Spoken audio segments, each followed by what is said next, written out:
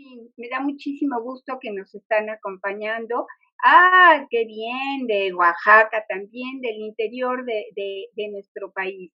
Es tan importante el manejo de estos pacientes y somos pocos realmente los profesionales que nos dedicamos a ello.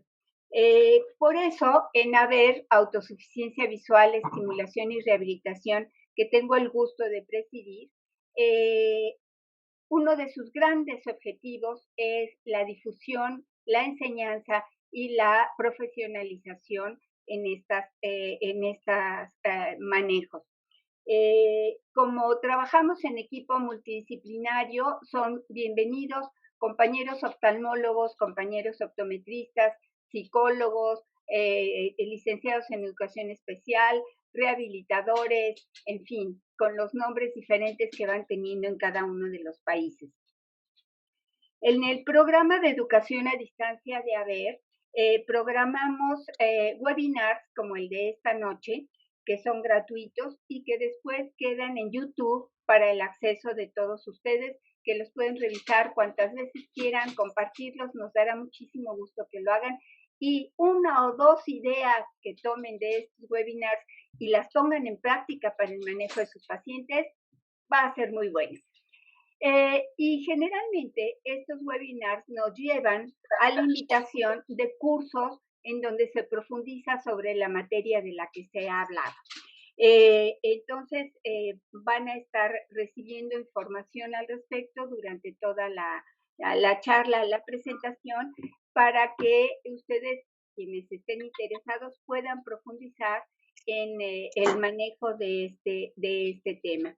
Quiero presentarles a ustedes esta noche a la doctora Mildred Fromo, que de cariño siempre le decimos Minei, entonces se van a estar escuchando que nos referimos a ella de ambos modos, pero es Mildred, nuestra queridísima Minei, que es parte activa del funcionamiento de nuestro centro de enseñanza en AVER. Ella es médica cirujana, egresada de la UNAM, de la Universidad Nacional Autónoma de México. Ella hizo gerontología y es miembro del Consejo Mexicano de Geriatría. Su formación oftalmológica la hizo en el Hospital de Nuestra Señora de la Luz, en donde después hizo una especialización en glaucoma. Es miembro de la Sociedad Mexicana de Oftalmología y del Consejo Mexicano de Oftalmología, y siendo el glaucoma una de las principales causas de visión baja y ceguera, finalmente decide realizar una segunda especialización en esta área, en donde lo hace en el Instituto de Oftalmología Fundación Conde de Valenciana. En la Asociación para Evitar la Ceguera en México usó una tercera especialización en metodología de la investigación en oftalmología. Fue presidenta del Centro Mexicano para Visión Baja en 2013-2014 y como actividades paralelas forma parte del patronato de la Escuela para Entrenamiento de Perros Guías para Ciegos, IAP, única escuela de entrenamiento en América Latina. Entonces, como ven, estamos de lujo esta noche con la presentación que nos va a hacer la doctora Minei Fromo Guerra. Son todos ustedes bienvenidos y vamos a escucharte con muchísima atención, mi querida Minei. Lur, gracias por esas palabras. Bienvenidos todos. La verdad es que para mí participar en este webinar es una delicia porque se juntan en este tema dos de mis pasiones, la visión baja y el adulto mayor. Como les decía,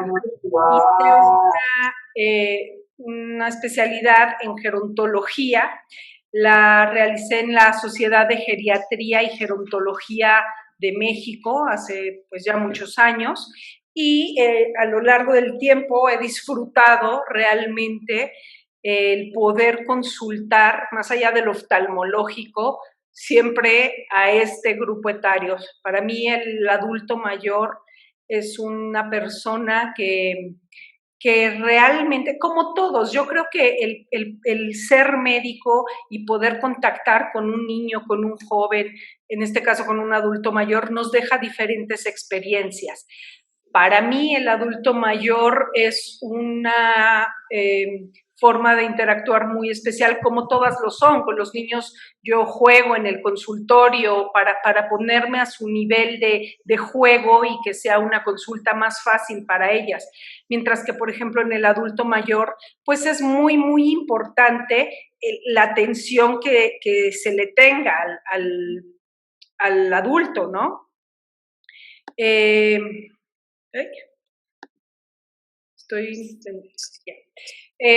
Y entonces se encuentra uno con diferentes historias, con diferentes vivencias, con historias de vida completamente diferentes, en donde somos nosotros quienes tenemos que acercarnos, quienes tenemos que ver cuáles son sus necesidades y estar a la altura de ellos en todas las necesidades. Cuando un paciente ya llega a rangos donde su visión pues está ya alterada al grado de que tenemos que recurrir a la especialidad de visión baja, pues tenemos que transformarnos en un coach, en un amigo, en un lugar seguro para ellos, donde puedan de una forma sentirse lo suficientemente seguros para iniciar una etapa donde poder sacar, donde poder rescatar pues la función en su visión. Entonces, gracias por estar aquí. Yo creo que todos hemos tenido a un paciente adulto mayor. Pueden ser difíciles, sí. Podemos encontrar diferentes caracteres en estos pacientes, pacientes muy accesibles, otros más recelosos, otros más callados. Pero si nosotros lo hacemos con amor, créanme que hay mucho más atrás de esta persona que podamos apreciar en un momento, pues alterada o enojada o sea, si sabemos cómo llegarle es una consulta que realmente vamos a disfrutar. Entonces, como diseñé este webinar va a ser hablarles un poquito y hacerles una invitación. Voy a hablar de envejecimiento, porque si no entendemos el envejecimiento y no reconocemos las alteraciones que podemos encontrar en un globo ocular, en un ojito, difícilmente vamos a saber lo que es lo patológico.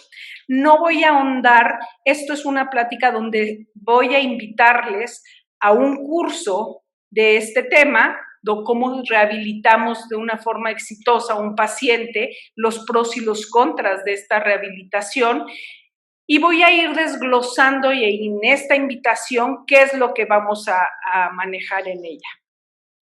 Voy a empezar por decirles que la visión baja, como ustedes saben, es una pérdida de visión que no se puede corregir con tratamientos médicos o quirúrgicos ni con anteojos convencionales, pero sí que el paciente o la persona es capaz de utilizar la visión que aún conserva para realizar sus actividades en la vida diaria.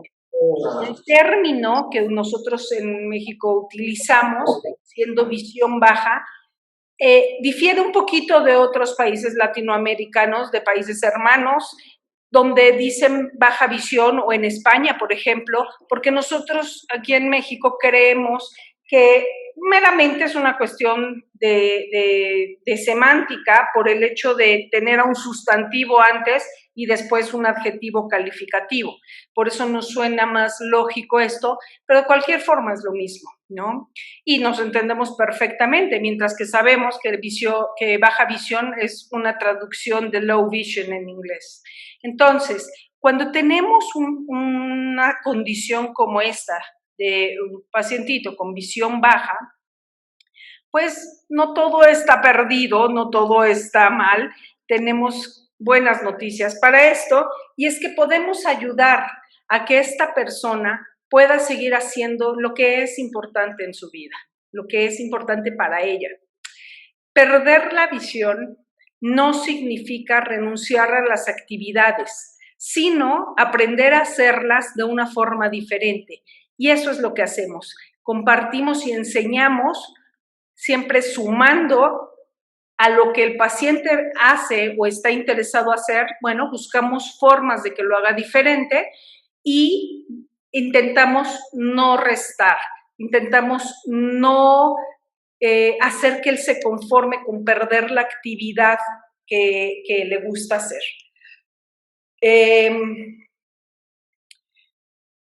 La rehabilitación visual va a ayudar a los pacientes a aprender estas estrategias y a encontrar nuevos dispositivos o ayudas que le faciliten hacer las actividades.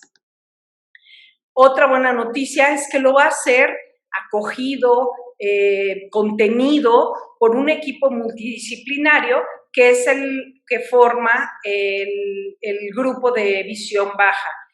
¿Qué es lo ideal que en este grupo exista? Bueno, que cuente con un oftalmólogo, que cuente con un optometrista, que cuente con un psicólogo, quien va a hacer la parte de acompañamiento. Y a veces a mí en esta parte me gusta explicárselo al paciente, porque muchas veces en este torbellino de emociones que está experimentando nuestro paciente, el escuchar, lo voy a mandar al psicólogo, puede llegar a ser confrontante para ellos. Entonces, para mí, la palabra de acompañamiento la utilizo más, porque creo que, y se los explico así, mire, no es una terapia de psicología donde usted va a hacer, se le va a explorar la parte de si fue un niño deseado, los problemas familiares que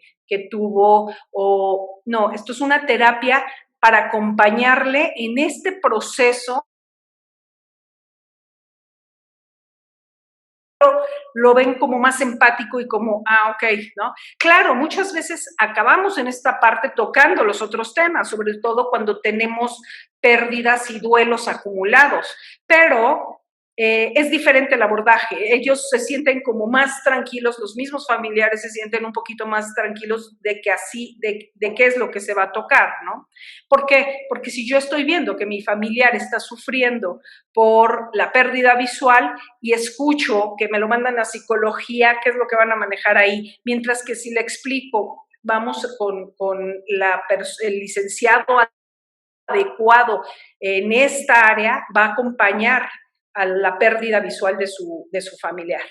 Y por último, con el rehabilitador visual, que como todos del grupo tiene una actividad muy específica, es muy loable su participación, como la es de todo el resto del equipo, pero es quien pues nos va a dar el resultado en lo que el paciente busca y sus metas. Entonces, no puedo empezar aunque ustedes saben lo que es un adulto mayor, no podemos interesarnos tanto en este tema si no entendemos bien el envejecimiento y no se enamoran de él. Entonces voy a hablarles un poquito del envejecimiento para poder pues estar en esa empatía con este grupo de personas, y voy a darles una definición de envejecimiento, el cual es un proceso de la vida ineludible. Nadie se escapa. Ajá. Nadie. No hay una persona que no envejezca. Es involutivo y se va a acompañar de alteraciones orgánicas, alteraciones funcionales, alteraciones mentales y alteraciones sociales de intensidad variada. Ajá. Todos estos aspectos van a hacerlo pues un envejecimiento más sutil o un envejecimiento un poco que se presente antes de tiempo. ¿Cuándo empezamos nosotros a envejecer? ¿Cuándo es la edad en la que el ser humano empieza a envejecer? Esto son datos que ahorita se los voy a decir. Y pues es algo que ha sido muy estudiado en diferentes momentos. Hoy en día se toma, hubo un artículo muy conocido, se dio a conocer en la revista Nature de Medicine, estuvo hecho por la Universidad de Stanford en California, y ellos dicen que empieza a los 34 años. Ajá. Y después ponen un rango de 35 a 40 años, donde en ese momento puede iniciar el envejecimiento. Pero ojo, cuando yo estudié gerontología, se hablaba mucho de que empezaba a los 26 años, fíjense nada más, ¿no? Y también nos hacían mucha conciencia de qué ocurre durante el embarazo, porque en ese término de envejecimiento, realmente no lo es el momento donde de una célula llegamos a ser un cuerpo humano bien formado, ¿no? Entonces, pues no solamente 9 meses hay un cambio muy importante que podría decirse que realmente en una escala sería cuando más envejecemos, ¿no? Obviamente no es como tal eso, es una formación exclusivamente, pero voy a mostrarles aquí una gráfica en donde, bueno, tomando en cuenta eso del envejecimiento, aquí pongo esta escala de qué sucede en peso y en talla en una formación. A las 4 semanas de gestación está en 0, a las 16 semanas de gestación el peso de gramos ya es 16, sube a 600 y llega aproximadamente alrededor de los 3 kilos en un pequeñito, mientras que en tallas, pues ahí están en centímetros. Pero quitando esa parte del embarazo, existe una curva que se ve como la de abajo a su izquierda, en donde está el nacimiento, ya nace la persona, crece alrededor de los 18 años, 21 años, deja de crecer la persona y hay una meseta donde se mantiene. Para muchas personas, les comento, cuando yo estudiaba esto era lo que se decía, el envejecimiento empieza a los 26 años. Y dependiendo cómo nos cuidemos, dependiendo nuestro entorno, el cómo realicemos ejercicio, cuidemos de nuestra alimentación, cuidemos de la parte mental también, el factor del estrés y todo puede hacer, como las dos líneas que están ahí representadas, que la línea sea una forma de descenso y que se presente el envejecimiento en corto plazo o que sea más progresivo y más lento. ¿De qué va a depender esto? Pues de una serie de factores, como lo podemos ver aquí en la gráfica de al lado. Hay percentilas en donde se estudian la velocidad de todos los sistemas realmente.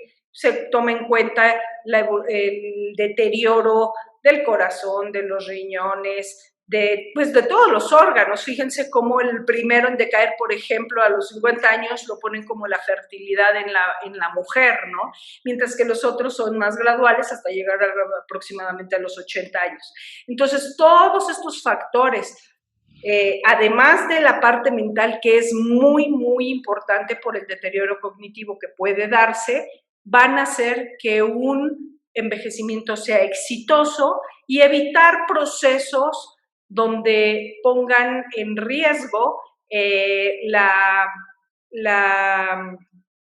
pues el bienestar y el deterioro de todo este proceso. Se habla de 5 signos en este estudio de Stanford que nos hablan del momento en que se da el envejecimiento. Primero lo ponen como el que el metabolismo se empieza a lentificar, se vuelve más lento, la estructura tanto muscular como la ósea empieza a debilitarse. Existen problemas de la memoria que ya le dan más peso a todos los procesos de demencias como el Alzheimer, como los cuerpos de Meri, todos, y modificación en los patrones de sueño. también lo consideran como uno de los signos de envejecimiento, y a mí me parece muy acertado que lo hayan puesto, porque es una de las pautas y formas donde puede empezar uno a notar que la persona empieza con este proceso. Y por último, mencionan la estructura ósea ya se deteriora, con todas las consecuencias que cada uno de estos puntos pueda empezar a tener. Y a nivel hormonal, si pensamos, por ejemplo, como en unas personas se lentifica todo el funcionamiento hormonal, mientras que en otras se eleva y también causa otras condiciones. Muy bien, vamos a conocer un poquito los números, las cifras. ¿Qué pasa? Actualmente en el mundo hay 125 millones de personas que son mayores de 80 años. Esta es la estadística que nos habla la OMS. En números que nos encanta proyectar, se habla de que para el 2050 el número de millones de personas adultas mayores será de 550 millones.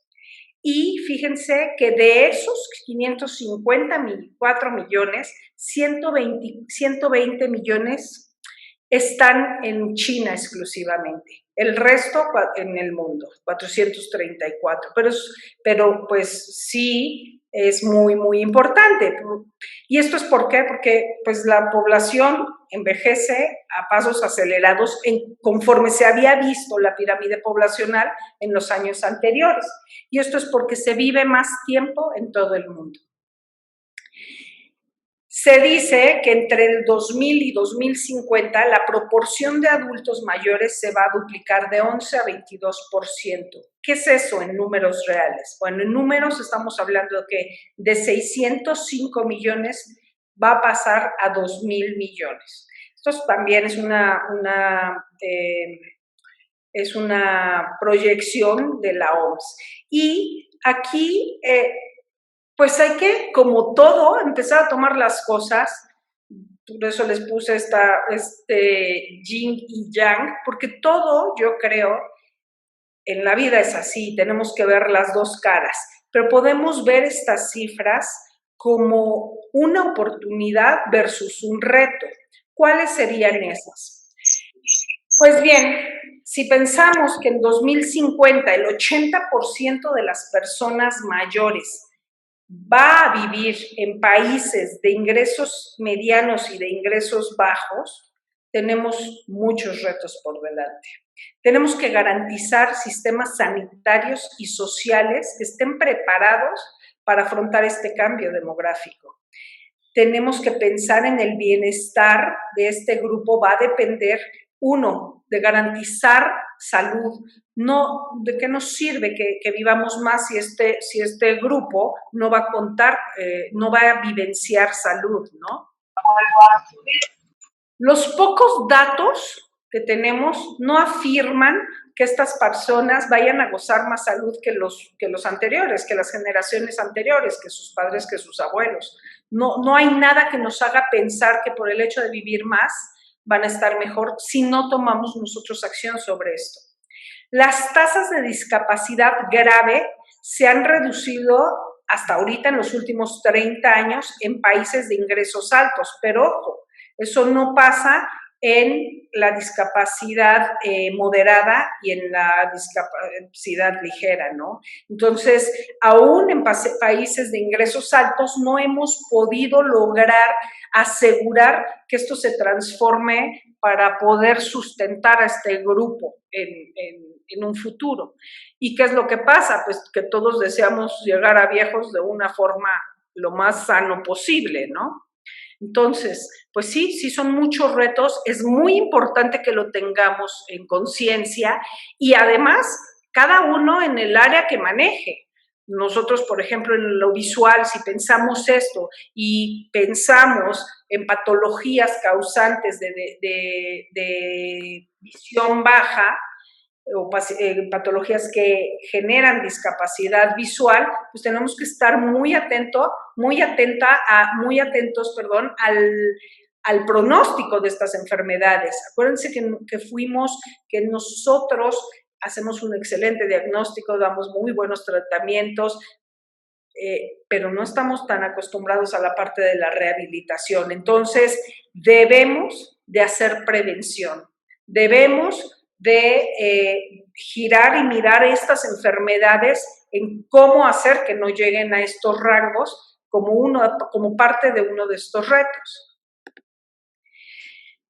Además, si pensamos que en el envejecimiento los cambios no son lineales, no son uniformes, y esto es porque no hay una persona, un adulto mayor típico, ¿sí? No existe un adulto mayor que podamos decir, esto es lo que debe de ser el adulto mayor, esto es lo que normalmente esperamos.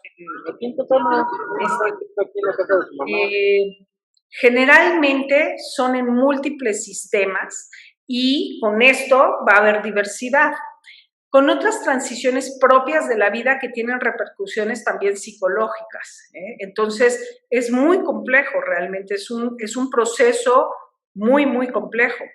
Y todas estas pérdidas van a afectar directamente la calidad de vida de la persona. Eso es otra cosa que es otro de los retos que tenemos que tener y considerar para poder, pues, estar a la altura de lo que se viene. Debemos reforzar la recuperación, la adaptación y el crecimiento psicosocial de toda esta población.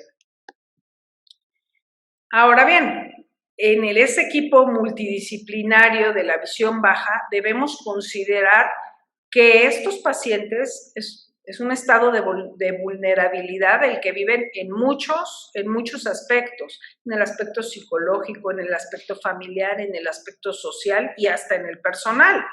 Entonces, ¿qué es? El paciente normalmente va a tener las expectativas muy elevadas para su manejo, va a desear volver al estado original de su visión, no quiere usar lentes diferentes, no se adaptan, tan solo pensemos en una graduación cercana alta, es muy difícil que se adapten, muchas veces no lo consiguen, otras sí, pero entonces también es un paciente que quiere seguir siendo visto igual, quiere percibirse él y quiere que la gente lo perciba como lo habían venido percibiendo antes. Y si no, ¿qué pasa? Si esto no cumple, si esto no sucede, mi aceptación y la aceptación mía en el entorno, empiezo a aislarme. Y ahí es cuando se presenta un aislamiento social que también es muy, muy importante. Entonces, pues se va a requerir de atención por el especialista, este equipo multidisciplinario y muy importante, el actuar de su familia. Es por eso que en su, pues, en nuestra gran interés de llegar con nuevos cursos, con temas que deben, desde nuestro punto de vista, ser tocados, ser puestos en la mesa, ser discutidos, ser hablados y sobre todo hablar de nuestra experiencia como equipo, es que decidimos hacer el curso de rehabilitación visual en el paciente geriátrico. Y lo vamos a abordar desde un punto de cuáles son sus mitos, cuáles son sus realidades, qué es lo que puedo esperar, qué topes en el camino me voy a encontrar con la rehabilitación de este paciente.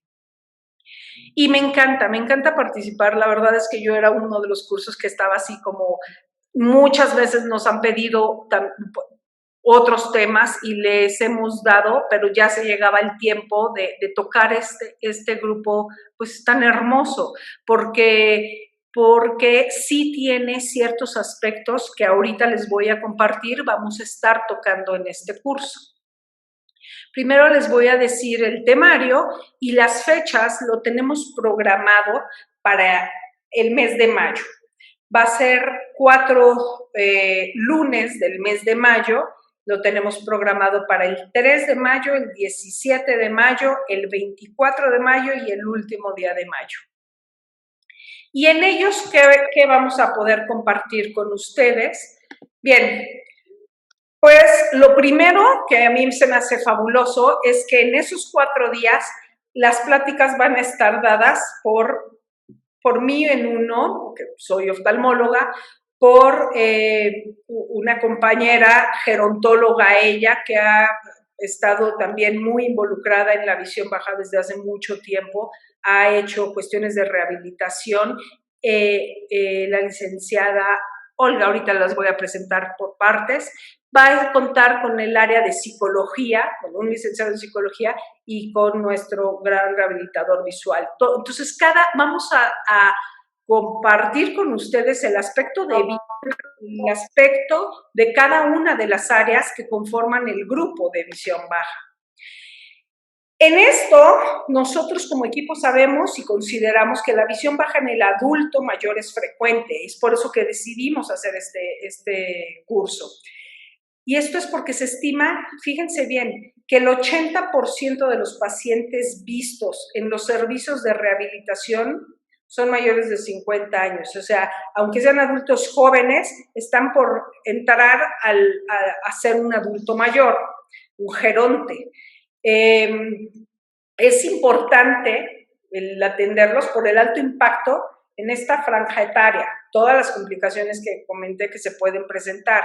Y sobre todo, es un grupo, nosotros pensamos muchas veces, sí, es que el pequeño, el niño es vulnerable. No, también los dos extremos de la vida lo son.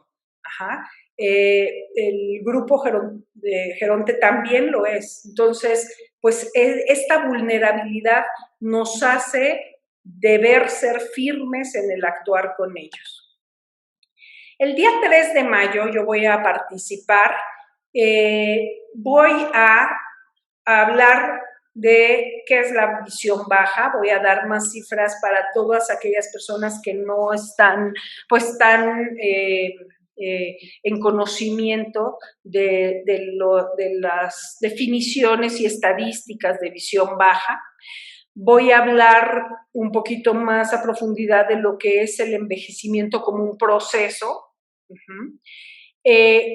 Voy a hablar de cuáles son los cambios normales en la visión de un adulto mayor. ¿Por qué? Porque nos cuestionamos, por ejemplo, solamente poner patologías que causen discapacidad visual, pero si no conocemos cuáles son los cambios normales en el ojo de una persona, difícilmente vamos a poder reconocer los patológicos. Y además, muchos de esos cambios pueden llegar, si no a ser una discapacidad visual que quede instalada, sí una transitoria. Pienso, por ejemplo, ahorita rápido en algo sencillo, en una ptosis palpebral. La ptosis es una condición donde la dermatochalasis de los párpados cae, pero si es normal, sí lo es. Si excede o si yo no atiendo o no me doy cuenta que ese párpado puede a veces llegar a tapar el eje visual y que debe de ser corregido, pues puedo hacer que un paciente empiece a tener caídas, ¿no? Entonces, aunque muchas veces son situaciones esperadas, un cambio normal en el globo ocular o en sus anexos, pueden llegar a ser una latita para el paciente.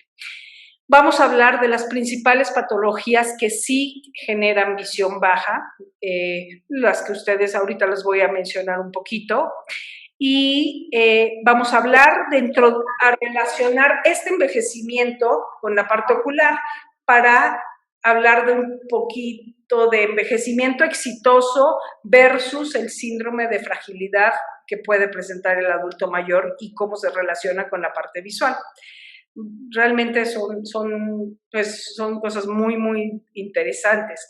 Vamos a tocar la calidad de vida. Esto es un tema que en la visión baja nos apasiona porque es si pensamos que nosotros buscamos la autosuficiencia y la independencia de estos pacientes, pues la calidad de vida tiene una repercusión en esto, ¿no? Entonces, y desde un punto de vista de cómo atender a este adulto mayor para darle esa calidad de vida con requerimientos específicos. Vamos a tocar temas de necesidades arquitectónicas para este grupo. ¿Qué es lo más adecuado? Vamos a hablar de contrastes en su casa, en sus áreas de trabajo, cómo podemos aportar y mejorar arquitectónicamente con pequeños cambios, el cómo se desenvuelve el adulto mayor de una forma segura en esas áreas de casa, de laborales, familiares, con la finalidad de aportar y que él pueda continuar haciendo pues las tareas y una vida independiente, autosuficiente, las cosas que le sigan interesando hacer. Muy bien. Dentro de esto voy a tocar el uso adecuado de ciertos enseres a los que el paciente debe, en muchas ocasiones, de hacer ciertos cambios, como sus hornos de microondas, como son hacer ciertas anotaciones en la lavadora para poder ser distinguida, cuáles son las tecnologías adecuadas y que con más frecuencia pueden verse beneficiado un adulto mayor al utilizarla, ¿no? Tenemos que hacer de una forma accesible, dinámica, empática, el uso de teléfonos inteligentes, computadoras, aplicaciones de las actuales, en donde ellos se beneficien. Porque, ¿qué es lo que encontramos comúnmente? Si se fijan, es un grupo que no es no es la regla, pero muchos de ellos es como tenerle, no miedo, pero sí no se sienten cómodos utilizando la tecnología. Si nosotros pensamos en los sistemas operativos con los que contamos como algo que cada cierto tiempo se hace una actualización y de repente a nosotros mismos, si se acuerdan de su primer teléfono inteligente, la parte de generalidades y el sistema operativo era diferente. Y nosotros tenemos que adaptarnos a ese cambio tecnológico. Entonces, un adulto mayor seguramente no va a ser divertido para él estar una vez... tengo muchos pacientes que es como que lo apuntan, el cómo va a seguir el paso. Y si en ese transitar yo le cambio el cómo va a seguir el paso, puede perderse. Entonces, debemos de ver cuál es la tecnología adecuada para ellos que puedan beneficiarse y no llenarlos de sistemas que no van a poder utilizar, que les van a ser costosos y que van a en un momento a dejar de utilizarlos. Y por último, vamos a hablar de consejos prácticos para el adulto mayor. ¿Cuáles son, obviamente relacionados a la visión, todo lo que debemos de hablar desde su arreglo personal, desde dónde comen, desde dónde se bañan, desde cómo interactúan con la familia, qué podemos con ciertos consejos siempre sumar a sus actividades? Hay muchos pacientes, mujeres, por ejemplo, que dejan de pintarse porque ya no pueden distinguir cómo lo hacen. Tengo pacientes muy entusiastas que siguen pintándose y la hija me dice es que ya no sé cómo decirle que no lo haga porque la forma en la que se pintan poniendo solo 2 líneas o marcando mal la ceja las hace ver también extrañas, ¿no? Entonces, con todos estos cambios que ellos no pueden percibir por esa mala visión o por esos cambios en la visión que están experimentando, ¿cómo hacérselos más fácil? ¿Qué consejos, qué tips podemos dar en nuestra experiencia para hacerle a su adulto mayor pues más fácil es este transitar? Y vamos a hablar de cómo lograr una rehabilitación exitosa en el adulto mayor con discapacidad visual con todo esto. Este día vamos a ir preparando, al mismo tiempo que hablamos un poquito de situaciones propias de la visión, voy a ir entremezclándolo con la visión y la rehabilitación de las personas. ¿Cuáles son los cambios esperados, los patológicos, como les decía? Estos son esperadas funciones de cambios en la función visual con la edad nos va a disminuir la agudeza visual, vamos a ver cómo. La alteración de la percepción al color es muy importante, hasta para ellos, para vestirse, ¿no? Para escoger su ropa, para poder detectar colores. ¿Cuáles son las alteraciones que presentan en el contraste? ¿Cómo podemos mejorarles el contraste? La alteración de la capacidad, en la capacidad de adaptación a los cambios del nivel de iluminación. Piensen en un adulto mayor que todavía maneje y estos túneles por los que se pasa en muchas ocasiones mientras vamos manejando, en donde la adaptación a la iluminación es muy diferente, ¿no? Entonces, vamos a tocar esto. Se pierde la acomodación a la visión cercana, como todos saben. Los problemas de deslumbramiento, cómo debemos de manejarlos. Dentro de los cambios hay disminución de la visión en cuanto a la profundidad. Si esto podemos manejarlo en la rehabilitación.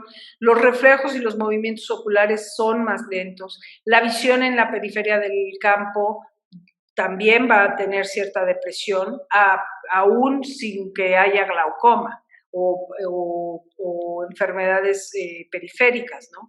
Disminuye la capacidad para fusionar la información en ambos ojos, entonces, pues por lo tanto van a tener una respuesta más lenta. Y tenemos que recordar que la visión no está exclusivamente dada porque yo tome la agudeza visual. Eso es la agudeza visual. La visión es mucho más compleja. La visión tenemos que tomar en cuenta todo lo demás, la adaptación, la acomodación, el color, la sensibilidad al contraste, movimientos de convergencia, cómo se hace la fusión, la estereopsis y sobre todo el deslumbramiento, que también, si se ponen a ver, todos estos factores importan muchísimo tenemos que vigilarlos en una rehabilitación visual para poder apoyar al paciente. Disminuye la capacidad para distinguir el color y la intensidad de los colores, no solo el color en sí, sino cómo el paciente en toda la gama de colores lo ve.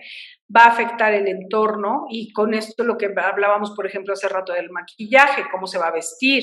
Ajá. ¿Y qué pasa? Si me están repitiendo constantemente que me estoy maquillando mal, que estoy mal combinada, puedo llegar a trastornos depresivos. ¿Cómo el color interfiere con el contraste? ¿Qué debemos de hacer para mejorarlo? Dependiendo de la luminosidad, la dificultad de adaptación a cambios de claroscuro, encontrar objetos, poder seguir haciendo la actividad de manejar. Y en el contraste, pues es muy, muy importante en la visión, la sensibilidad al contraste, ¿no? Nos habla de profundidad y con esto, cómo se desenvuelve el paciente en escaleras, en desniveles, si cae, si tropieza, cuántas veces lo ha hecho, cómo podemos evitárselo. Y, muy importante, lo que vivencia en el baño y principalmente como adulto mayor en la noche. Estas personas que se paran al baño están en un alto riesgo de sufrir una caída si no tenemos una buena iluminación y un buen contraste. Entonces, pues es muy, muy importante. Fíjense cómo en estas fotografías, cuántos datos se pierden solamente por disminuirle el contraste a la fotografía. Y miren estas otras, se pierden muchos detalles que para el paciente pueden ser importantes cuando estamos hablando de su capacidad de responder y evitar, por ejemplo, una caída. Entonces, tenemos que hacer una exploración muy, muy importante para poder darnos cuenta que podemos modificar. Voy a tocar de una forma, sin dar una clase de estas enfermedades, pero sí, pues vamos a hablar un poquito de la patología más frecuente que genera discapacidad. Alguien está tocando la pantalla porque yo no y está rayándola. Ok. ¿Cuál es esta patología? Pues obviamente dentro de no se ha modificado, siguen siendo estos estos llevan los primeros lugares: el glaucoma, la degeneración macular relacionada a la edad, que son el glaucoma, pues de las patologías que generan ceguera a nivel mundial, de los primeros números, pero recordemos que en nuestro país, en México, no es así. La primera causa de ceguera y visión baja es la retinopatía diabética por el número de población que la padece. Y aunque ocupa los primeros lugares, gracias a Dios, puede ser una patología de visión que genera visión baja transitoria hasta el momento en que es operada la catarata.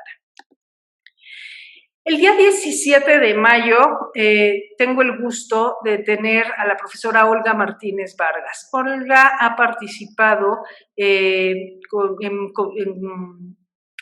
actividades de visión baja desde hace muchos años, y ella ayudó en mi presidencia en el Centro Mexicano para Visión Baja, y ha estado pues en muchas actividades con el equipo del Centro Mexicano para Visión Baja. En esta ocasión es invitada de ABER para compartirnos en su experiencia como gerontóloga y como rehabilitadora.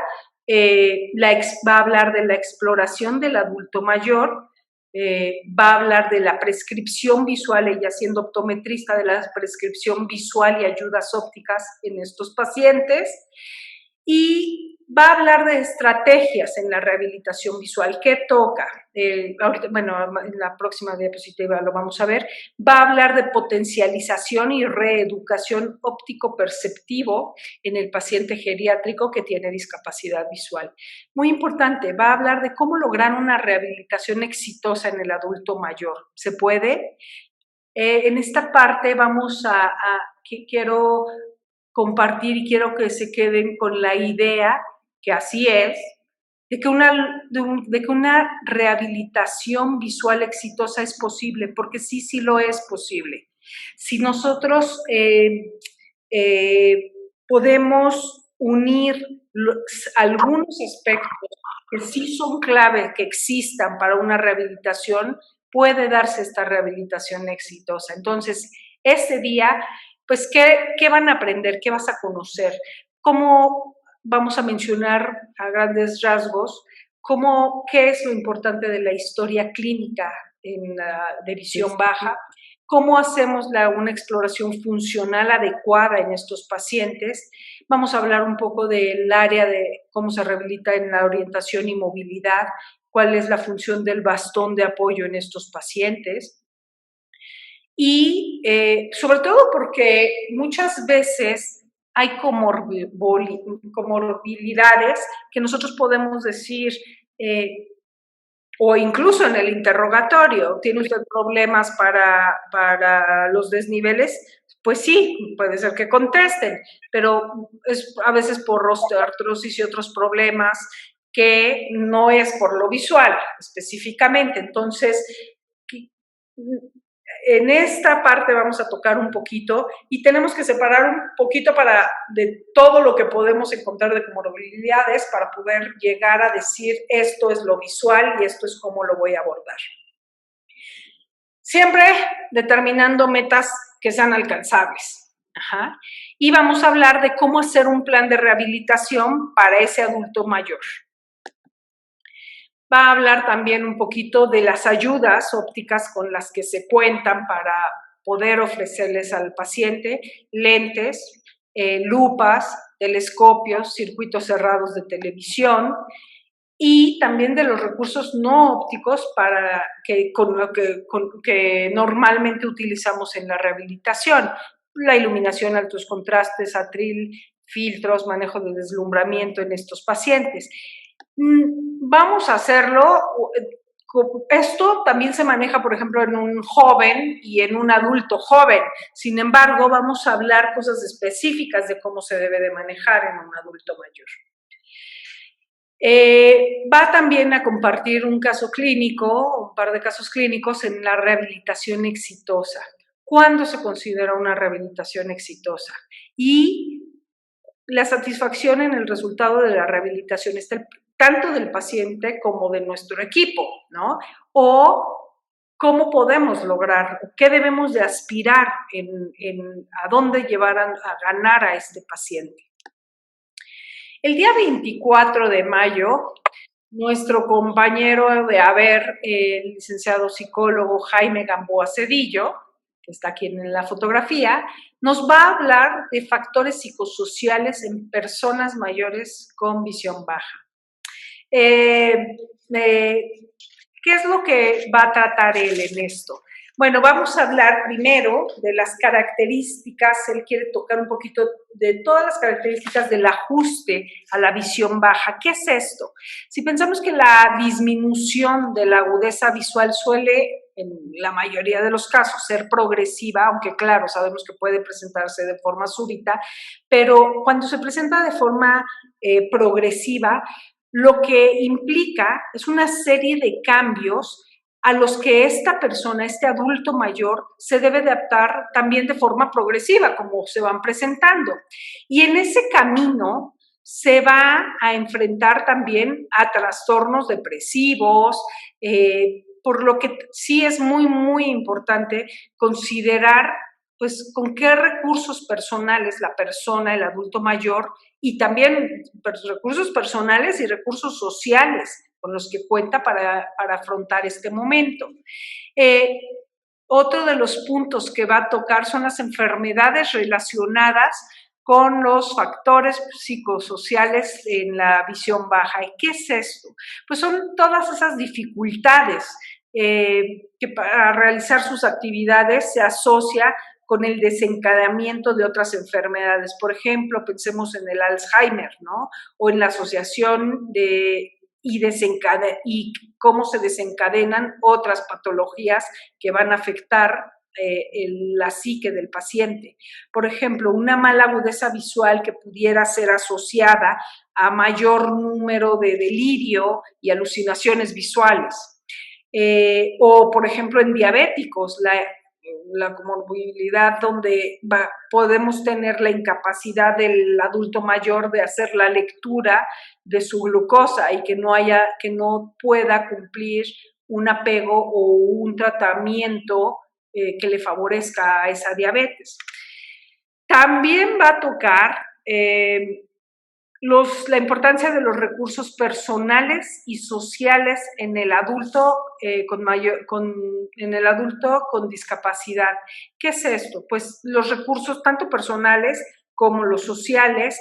Por ejemplo, los personales, ¿con qué recursos cuenta? Si tiene buen humor, cómo es su actitud, si tiene una actitud positiva, si se mantienen activos todavía, si es una persona que no le interesa, porque hay muchas veces que aunque nosotros queramos salga, lea, actúe, ellos no tienen el interés de hacerlo, ¿no?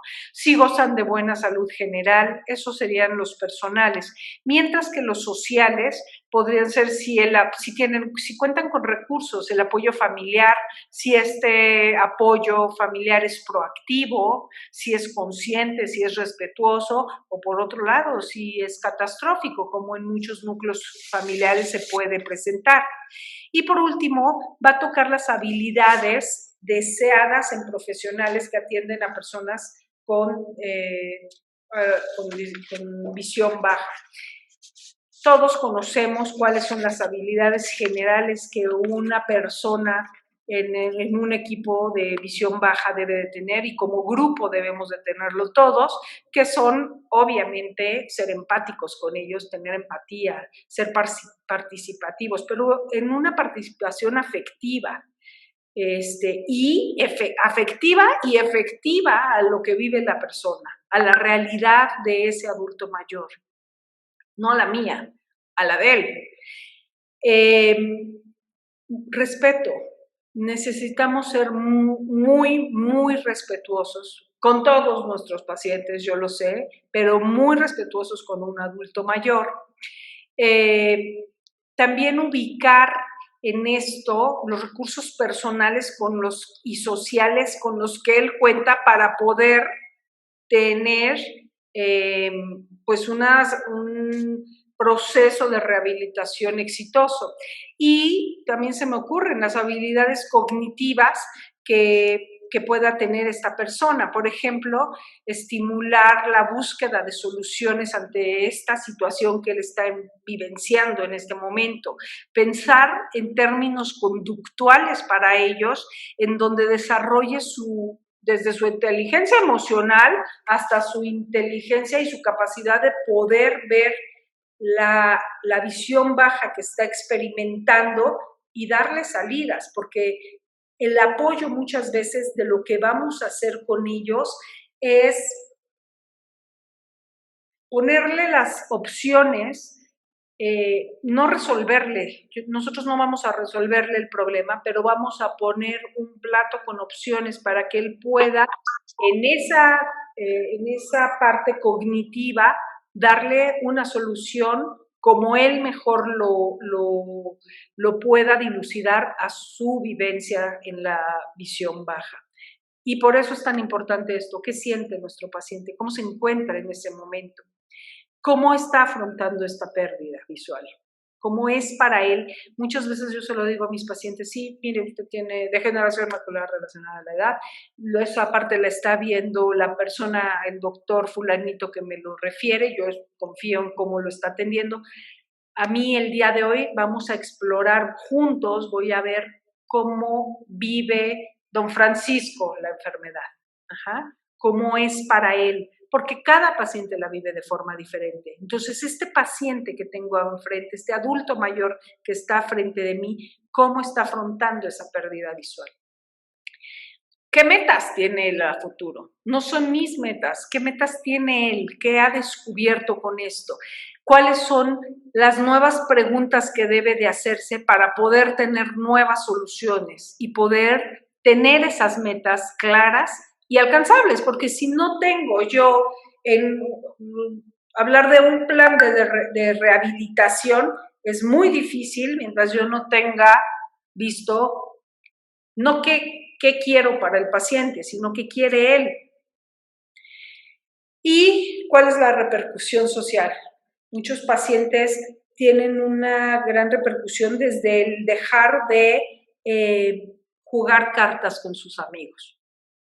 Y ese aislamiento puede llevarlos a procesos depresivos mucho más importantes. Entonces, estos aspectos psicovisuales pues son muy, muy importantes. Hay que recordar que el adulto mayor suele no darse cuenta de una pérdida visual hasta que no es ya muy significativa, hasta que no le está diciendo a la familia ya debes dejar de manejar, hasta que la familia no le empiezas a restringir actividades, ya no salgas solo. Claro, lo hacemos en una forma de protegerlo y ayudarlo. Lo mismo pasa, por ejemplo, con los niños. No dejo que el niño se acerque a la cocina, no dejo que tenga estas actividades. Y mientras que al niño no lo permito que la haga, al adulto se la quito. Él ya podía hacerlas, pero yo veo que empieza a cortarse o a quemarse y le pido que ya no entre a la cocina. Empiezo a ver que cuando él está manejando, voy tensa porque viene pegándose mucho al lado, porque no está viendo el semáforo y ya le quito yo la actividad.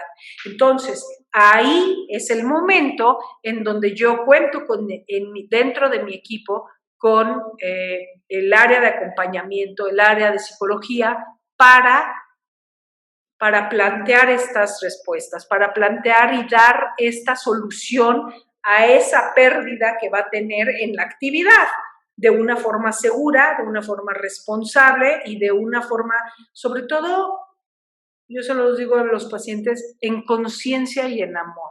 ¿Qué pasaría si la persona que usted más ama un día fuera arrollada por alguien que el día de hoy tiene la visión que usted? ¿No? Entonces, cuando nos ponemos en el lugar del otro y sintiendo el amor que tenemos por nuestros seres queridos, puedo hacer una proyección de qué pasaría con esa familia, qué pasaría conmigo, enfrentaría un problema legal probablemente. Entonces, es ponerles, no es decirle, no puedes manejar, es hacerlos entrar en esta conciencia y en amor y respeto hacerlos entender que deben de dejar de hacer o limitar la actividad, ¿no? Vamos también, ¿cuál es el comportamiento esperado ante una pérdida visual? Bueno, hay cambios en la forma de caminar, hay cambios en la forma de subir las escaleras, empiezan a arrastrar los pies, los elevan para poder sentirse de una u otra forma seguros, sobre todo en las escaleras. Ya hablábamos del aislamiento social, cambio de actividades, que desafortunadamente este cambio se da restando. Entonces, tenemos al adulto mayor que ayer tan solo estaba yo viendo a un adulto mayor tan activo. Él era el que cuida a su esposa, que lleva muchos años en cama, y él era el que va hacia las compras, hacia todo el día estaba en movimiento. Y con esto de la pandemia, los hijos han dicho ya no puede salir, claro, no es por una cuestión visual meramente, pero le han dicho no puede salir y él se ha ido para abajo, pero de una forma impresionante. Entonces, muchas veces lo visual también hace ese cambio de actividades y desafortunadamente, como los digo, es para restar, no para sumar.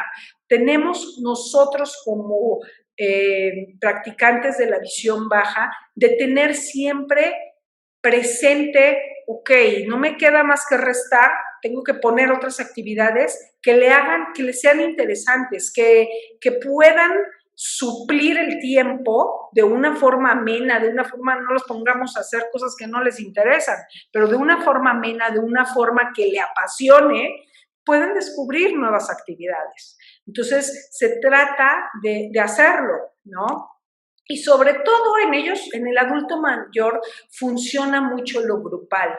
Esto va a ser también visto, más adelante se los voy a decir.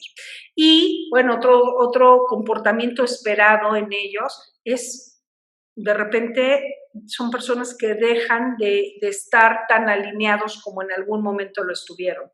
Y no es por gusto, pero no se dan cuenta que ya tienen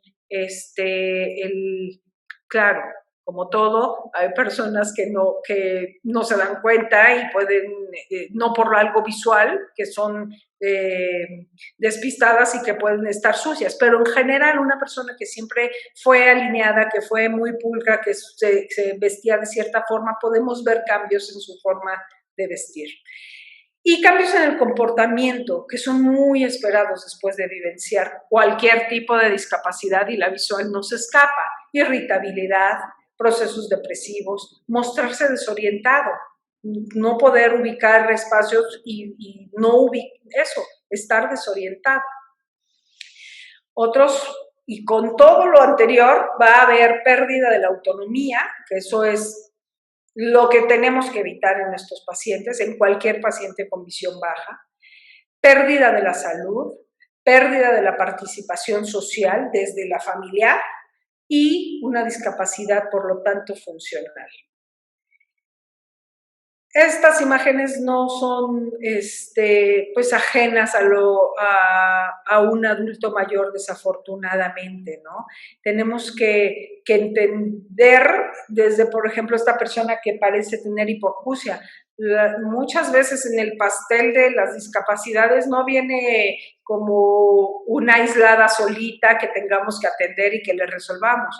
No, son juntos y recordemos que este ser humano que tenemos frente a nosotros en el adulto mayor está vivenciando no solo la pérdida de fuerza, no solo la pérdida de mis capacidades físicas, sino son una serie de duelos acumulados, la pérdida del trabajo, la pérdida de la pareja, y si fallece, la pérdida de los hijos cuando se van. Entonces, son un cúmulo de pérdidas que tenemos que plantearlas, delimitarlas y ponerlas en el cajón correspondiente para poder llegar a lo visual y que esa parte tenga un camino exitoso en la rehabilitación. Tenemos que pensar también en las alucinaciones visuales que muchas veces se pueden presentar y en la alteración de los colores que pueden también simular pues ciertos estadios de la visión, ¿no? Fíjense en esto. En la clasificación internacional de funcionamiento, discapacidad y salud, se dio a conocer que personas con discapacidad visual duplican la dificultad y tienen limitaciones para caminar, para acostarse y levantarse de la cama, o para sentarse y levantarse, no solo acostarse. Pero triplican la limitación a salir de la casa, acudir a lugares públicos, para preparar comidas, para hacer sus compras, que es parte de salir fuera de casa, para manejar dinero y para manejar medicamentos. Entonces, si en cuestiones tan sencillas como cosas de movimiento se duplica, imagínense qué es lo que en esto de cómo se triplica esas actividades, qué es lo primero que pierden, lo social. Entonces son personas que de ser muy activas, de tener una vida laboral muy exitosa, empiezan a quedarse en casa, a no salir de casa, a preparar sus comidas, a hacer compras, a manejar dinero. Y eso pierde mucha autosuficiencia. Y entonces empieza a infiltrarse todo el aspecto psicológico que lleva atrás una persona con estas pérdidas. Algo muy importante es lo que decíamos, con qué recursos cuenta mi paciente, mi persona a rehabilitar, mi adulto mayor, para poder enfrentar esto, ¿no? Aquí para las personas que no hablen inglés, dice cómo no es importante cómo te vean los otros, lo que es importante es como tú te veas es lo que importa, es lo que más importa, ¿no? Y esta persona en su silla de ruedas imaginándose ser una bailarina. Y les puse esto porque no es lo mismo trabajar con esta señora o con el adulto mayor que representan estos títeres, el de la izquierda que el de la derecha. La actitud lo es todo. La resiliencia también, pero la actitud de una persona en la rehabilitación hace la diferencia.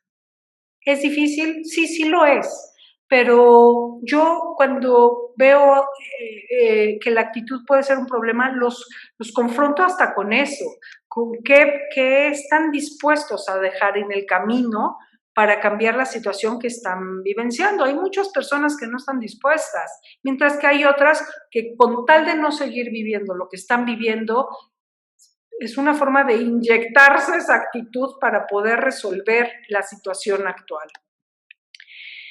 Puntos para considerar de esto, lo que decíamos, la patología ocular, cómo se instaura, porque es muy diferente el abordaje si fue súbita o progresiva, la aceptación de esa condición, todo esto lo vamos a ver en el acompañamiento, la pérdida de la independencia, de esas salidas del manejar, la accesibilidad que yo tenga a poder ser rehabilitado, tanto física como económicamente. Si no tengo accesibilidad al pago, difícilmente voy a poder cumplir y llevar a cabo mi rehabilitación. La comorbilidad, que hablábamos, la hipoacusia, habilidades cognitivas. Y en este caso de habilidades cognitivas, si contamos con la familia que se lo pueda estar recordando, ¿sí? Recordemos que muchos pacientes sufren de la pérdida de la memoria a corto plazo. Entonces, si yo voy a dar una indicación donde no me estoy asegurando que él en una libreta pueda repasar o una persona que se lo pueda recordar, difícilmente va a poder hacer la actividad o el ejercicio que se le indique. Debemos de pensar en esos cambios que les hablaba del envejecimiento. ¿Se acuerdan de los 5 datos que hablan de envejecimiento en lo muscular y en el óseo? El cansancio postural. Si mi paciente no es capaz de poder tolerar una posición, difícilmente va a poder aguantarme lo de una sesión. Entonces, tengo que hacérselo el espacio cómodo. Debo de hacerle el espacio cómodo, tanto físico como a lo que lo voy a enfrentar. Si yo veo que es una persona que va a tener mejor rendimiento o va a tener se va a sentir más cómodo a nivel grupal, debo de incorporarlo a estos grupos donde yo pueda trabajar con más de uno y el paciente, eso en el adulto mayor les encanta. Empatía para repetir dichas indicaciones. Y por último, para cerrar con broche de oro, el 31 de mayo, en la cuarta sesión vamos a tener a nuestro querido rehabilitador, terapeuta en estimulación y rehabilitación visual, Raúl Ramírez. Raúl, como muchos de ustedes ya conocen, hace en haber toda la parte de rehabilitación. Y en cómo llevo programado este curso, ya que hablamos de envejecimiento, ya que dimos cifras, ya que conocimos un poco el tema, vamos a ver que sí se puede lograr una rehabilitación exitosa, pero ojo, tenemos un paciente que a nivel cognitivo, conductual, todos los aspectos psicovisuales, puede ser que no hagan tan perfecta la rehabilitación que estamos hablando que sería la ideal. Y entonces, en esta conferencia, Raúl nos va a dar, como dice hasta abajo, las perlas en las condiciones adversas de la rehabilitación visual. Dado su experiencia, nos va a hacer, muchas veces yo lo encuentro frustrante, ¿no? Híjole, nadie me dijo que el rehabilitar me iba a enfrentar a esto. Pues de la boca del experto vamos a ver algunos aspectos que pueden dificultar este proceso de rehabilitación. Entonces, él va a hablar de situaciones y dificultades que pueden proporcionarse en la rehabilitación visual, tanto extrínsecos, va a hablar en estos como el momento de la referencia, cuál es el mejor momento para referir al paciente, cómo debe de hacerse. Muchas veces nuestras palabras son las que empujan al paciente a llegar o lo detienen. Situaciones culturales y situaciones sociales que tenga este individuo en ese momento. Y dentro de las situaciones intrínsecas, pues su función visual, la visión funcional con la que cuenta, porque hay veces que estamos esperando, estoy hablando en la rehabilitación de un paciente con visión baja, pues donde ya no es una rehabilitación de visión baja, sino una rehabilitación integral para una persona en ceguera, la que debemos de hacer, ¿no? Entonces, eso tiene que ver con el momento de referencia, con su visión funcional y con lo que nos va a permitir poder aspirar en una rehabilitación. También pues los aspectos neurológicos y muy importante, por eso está él abordándolo en esta parte de las pláticas hasta el final, porque ya vimos en la clase, en la sesión anterior, los aspectos psicológicos. Entonces, vamos a hablar de cuándo y cómo debo de referir a mi paciente. Contamos con el apoyo familiar. ¿Cuál es su entorno social? ¿Cómo sobrellevo estos aspectos en mi rehabilitación para poder llegar a un éxito en ella? ¿Y qué debo hacer? ¿Qué debo hacer cuando presento estos? ¿Cómo debo de manejar? ¿Cómo debo de moverme?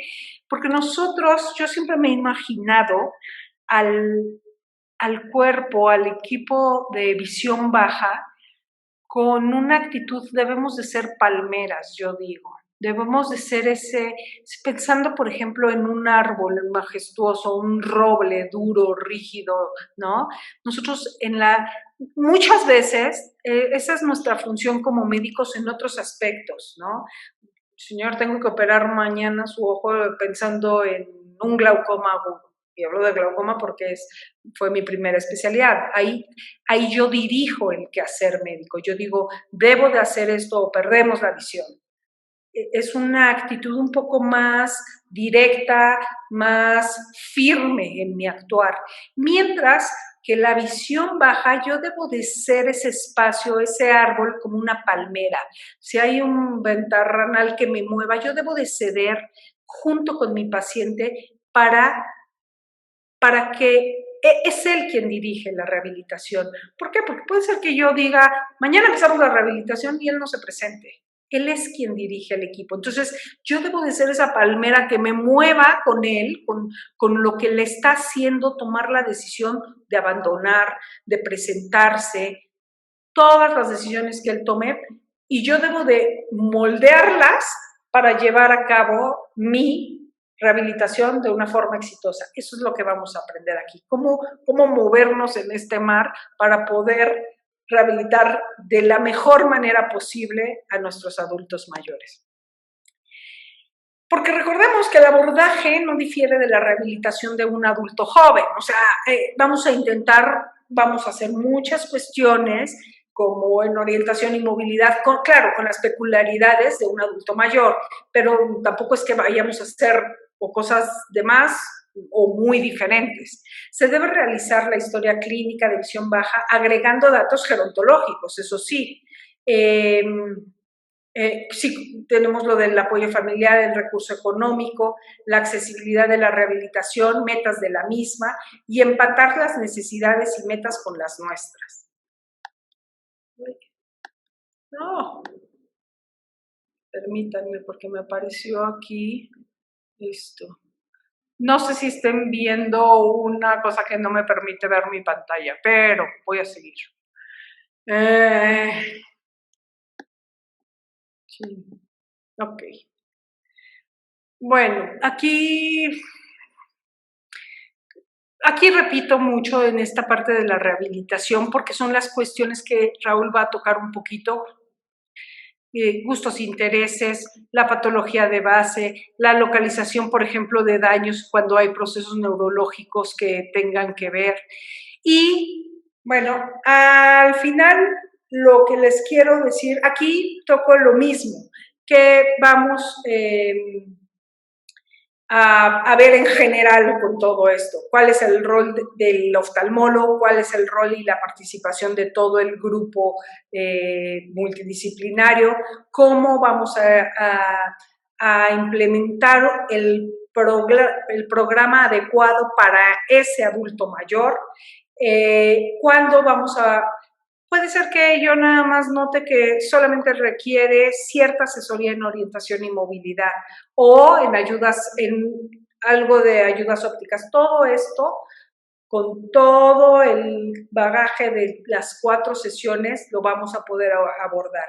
Y también cuál es la función de la telemedicina y lo que les decía, de la tecnología para nuestro adulto mayor. Estos puntos son las conclusiones de esta plática. Los factores de riesgo a los que vamos a tener, la diversidad de los pacientes que vamos a ver, el compromiso en la rehabilitación visual y esto me encantaría que lo lean. No puedo leérselos por la pantalla que me aparece aquí.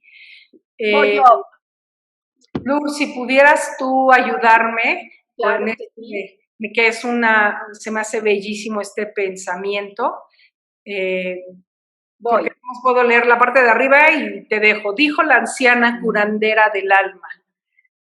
No duele, ay no, ahí ya me tapa. No duele la espalda, duelen las cargas. No duelen los ojos, duele la injusticia. No duele mi mirada, duele el no ser vista. No duele la cabeza, duelen los pensamientos. No duele la garganta, duele lo que no se dice o se dice con furia. No duele el estómago, duele lo que el alma no digiere. No duele el hígado, duele la ira contenida. No duele el corazón, duele el amor. Y precisamente el amor mismo, quien contiene la más poderosa medicina. Gracias, Lur. Este pensamiento a mí cada vez que lo oigo se me eriza la piel porque ¿qué pasaría si pudiéramos quitar ese dolor de nuestros pacientes? ¿Quiénes seríamos nosotros si pudiéramos ser lo suficientemente empáticos para aliviar ese dolor? Yo cuando veo un adulto mayor no me merece otra cosa que respeto y amor. Claro, hay situaciones personales que cada uno ha vivido y podemos encontrar la excepción, pero mientras esté en nuestras manos proveer en esta etapa final de una vida consuelo, empatía, amor y respeto, yo creo que bien merece la pena ser médico y aliviar el dolor. Y entonces esta fotografía la puse por un día que estaba lloviendo a personas gerontes departiendo. Quiero que sepan, médicos todos ellos. Y esa silla vacía, ¿no? Entonces, lo que se me vino a la idea en ese momento fue siéntate con ellos. O sea, es un espacio donde podemos serles útiles, donde podemos integrarlos a nuestra comunidad, podemos integrarlos a nuestra familia, podemos integrarlos a ellos mismos, porque siempre van a tener algo que compartir, algo que enseñar, algo que recordar. Y si nosotros nos damos ese tiempo para escucharlos, vamos a ganar mucho más que ellos al contarlo. Y eso pues les agradezco muchísimo y me encantaría compartir con ustedes este curso y en lo que pudiéramos nosotros como grupo de haber pues mejorar la situación de sus adultos mayores, asegurar que vamos a llevar a cabo una mejor rehabilitación en la visión baja. Yo creo que va a valer la pena que nos permitan compartir con ustedes esta experiencia. Ahí los esperamos con todo cariño. Y eso sería mi participación el día de hoy. Muchísimas gracias, Minei. Nada más te digo que me va a costar trabajo cerrar el curso porque tengo un nudo en la garganta. Verdaderamente esta fotografía última de la silla vacía y con tu padre me merece todo el respeto y me emociona mucho. Ay, gracias, Lur. Por tu dedicación, por tu conocimiento, por tu cariño. Gracias. Fíjense que, como Lur dice de esta foto, en los últimos años de vida de mi papá, quien es mi mejor amigo, yo lo que hacía era inclusive dejar mi consulta para acompañarlo a él a que viera a los amigos con los que se reunían desde que él estaba en el Centro Médico Nacional de la Raza. Ajá. Entonces, todos los doctores que están ustedes viendo ahí, hay cardiólogos, era todo el equipo médico de la Raza de hace 50 años, literal, 40 y tantos años, y se reunían todos los viernes a las 9 de la mañana para desayunar juntos. Y por eso es tan importante, y esto lo va a tratar Raúl en su plática, es muy importante el sentido de pertenencia en ellos. Entonces, por supuesto, yo no me podía permitir no apoyarlo en hacer grupo con quien siempre desayuno. Yo recuerdo de joven, desde secundaria, después mientras hacía la carrera, mientras hacía la especialidad, escuchar, ya me voy con los chicos malos, así les decía él. Y cuando él ya no pudo hacerlo, fui yo la primera en levantar la mano y decir, vamos, tienes que seguir leyendo. Y era un gozo para él esto. Entonces, debemos de pensar en que ellos pertenecen a algo, pertenecen a una familia, pertenecen a un grupo de amigos, pertenecen. Y mientras nosotros no nos aseguremos que sigan perteneciendo, su estabilidad emocional va a empezar a disminuir. Ahora sí, con esto acabo. Gracias, Lur, por permitirme ser parte de AVER y gracias por permitirme compartir esta plática que para mí, les repito, junta dos áreas maravillosas, al adulto mayor y a la visión baja. Gracias, Lur. Muchas gracias a ti, Minei. ¿Nos permites compartir pantalla para enseñarles? Sí, pero no puedo. Le decía a Ale que no.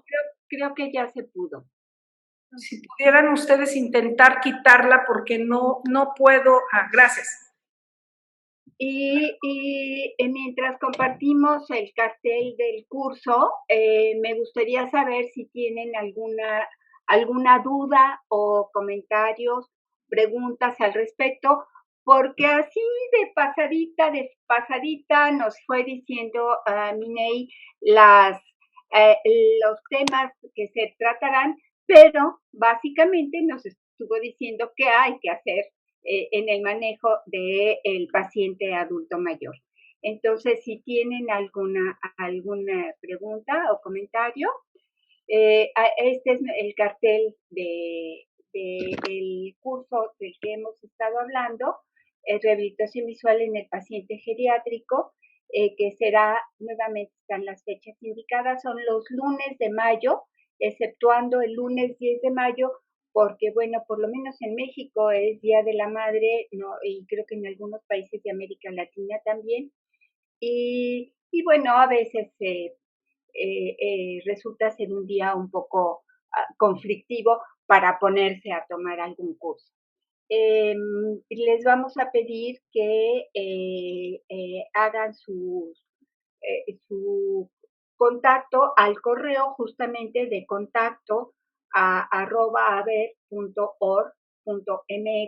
como hicieron esta vez para su registro, si están interesados en el curso. Si por algún motivo no pueden tomar el curso, pueden volver a escuchar la plática que acabamos de presenciar ahorita y disfrutar en el canal de YouTube, al igual que los otros webinars que ya tenemos ahí. Y seguramente habrá más cursos, les estaremos informando de los mismos durante el año. Generalmente hacemos cada 2 meses es un webinar y es un curso. Algunos temas vamos a repetirlos, como por ejemplo el de las APPs, pero les estaremos informando la hora de 19 a 21 horas, hora de México. Comentarios es que todos estamos muy contentos y satisfechos con la plática que hemos escuchado y muy agradecidos. Muchas gracias a todos por estar con nosotros y esperemos vernos muy próximamente a todos. Con respecto al certificado, Elizabeth, los webinars no llevan certificado, pero los cursos sí. Damos un diploma de haber. Bueno, chicos, chicas, ha sido compartir este espacio con ustedes. Nuevamente, muchísimas gracias. Muchas gracias a todo el grupo de AVE. Nosotros, está Raúl, está Jaime Gamboa. Muchas gracias. No sé si por ahí estará Olga, que también va a participar de este diplomado. A Ale, que nos lleva toda el área de comunicación y que siempre le agradecemos toda la difusión y toda esta cuestión de las inscripciones y todo esto, y a nuestro diseñador gráfico que nos hace estos hermosísimos posters y selecciona fotografías y ve todas estas consideraciones. Les damos las gracias a todos, muchas gracias por estar presentes aquí, por regalarnos un poco de su tiempo y seguramente nos volveremos a ver muy pronto. Buenas noches.